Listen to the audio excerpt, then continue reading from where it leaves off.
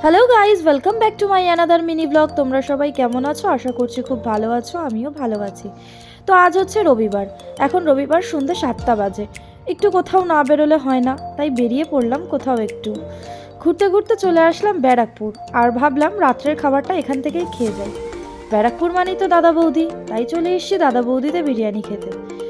আজকে লাইন দিতে হয়নি, সানডে থাকা সত্ত্বেও আমরা অবাক হয়ে গেছিলাম যে লাইন দিতে হয়নি।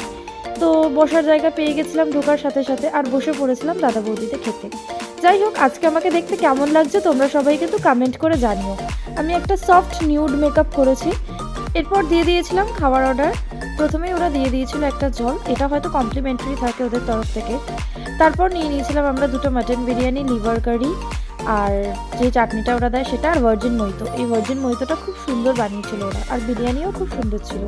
খেয়ে দিয়ে এবার বাড়ি যাওয়ার পালা, তো আমরা বাড়ি চলে যাচ্ছিলাম। আজকের ভিডিও এইটুকুই, টাটা।